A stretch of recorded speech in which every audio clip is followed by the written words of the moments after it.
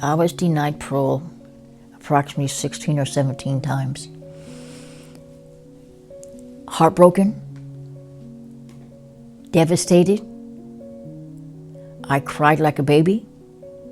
I could not believe that they could not see the fact that all the abuse that I went through as a child and as growing up, that they did not see that and give me a break. Most everybody that's been through that deserve a break sometime in their life.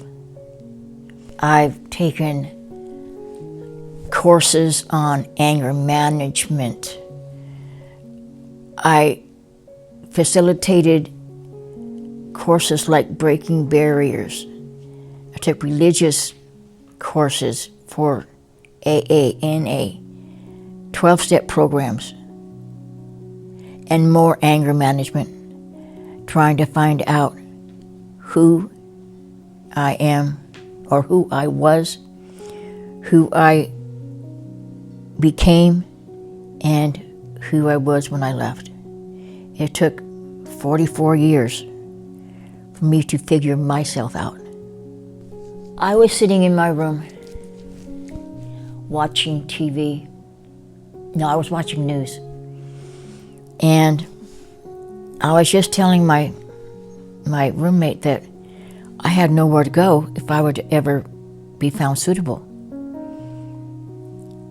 And as I'm watching the news, Susan Burton comes on with her program.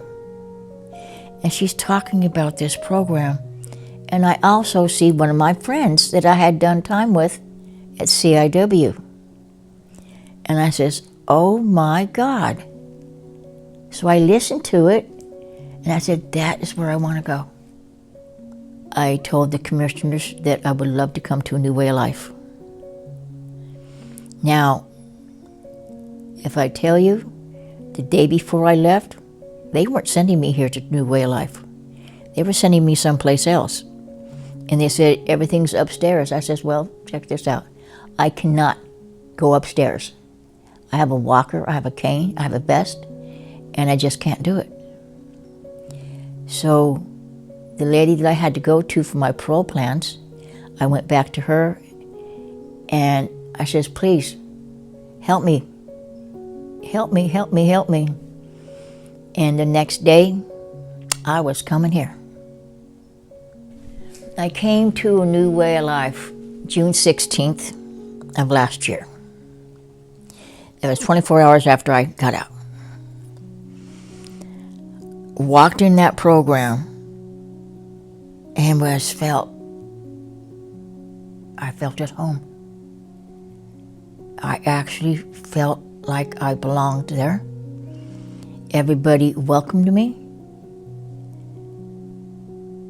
Some of my friends were there from prison. Some that I've known for over 30 years. And day after I got there, one of the staff took me to the beach just so I could see the water and touch the sand. That's something I wanted to do when I first got out. So she took me. It was beautiful. It was so awesome. And the next day, Cheryl Ward came down and they started working on all my paperwork to get my general relief, my food stamps, ID, Social Security card, birth certificate, everything that I needed to start living a life again. But, you know, it's hard to come out in this world when you have nothing. I've stepped out here after 44 years to not a penny in my pocket, to a home that doesn't belong to me, to a home I share with 10 other women. And I think I'm destined to stay here because Social Security, which I'm on now, does not give you enough money to even rent an apartment, a one-room apartment, or even a studio apartment. It's hard to find some place to live. Senior housing has at least a 5-year waiting list. What am I going to do for 5 years? Start a new way of life? I can't afford to pay them every month. You know, it's very hard. I am at the age now that I can't work. I'm disabled. I'm trying, but there's not much work that I can do. The challenges that are facing me right now, besides housing, is general relief, Social Security don't offer me Medicare A and B. I'm only getting B and D. I don't qualify for Medicare A because I don't have enough points. So if anything was to happen to me, I'm paying my own bill to go to the hospital. I can't get a lot of my medication that I had when I first walked out of prison.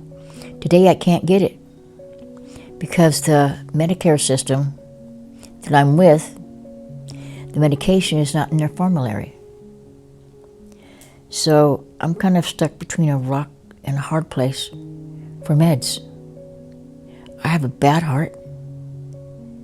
I have high blood pressure. I'm on mood stabilizers. I'm on Prozac because of anxiety.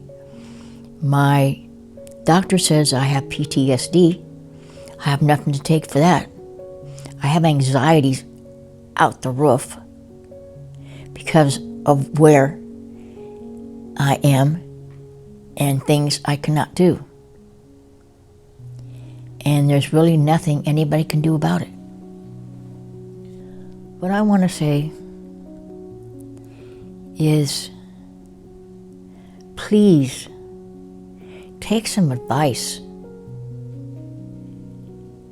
and go look at yourself in the mirror and tell yourself, I love you today, and I'm not going to put up with what has gone on with me or with what's going on with you. I want you young people out there to be free, to where you can learn something in life, become something in life, and be the best you can be for yourself. You don't need to go to prison. You don't need to mess up. And you don't need to be a bad seed. Just because you were brought up that way, it doesn't mean you have to stay that way. And I'm letting you know right now, God loves you and so do I. I testify because I want you young people out here to know what it is to be free. And I'm also testifying because I want to make a difference in this world. And I'm testifying because that's what my Lord is telling me to do.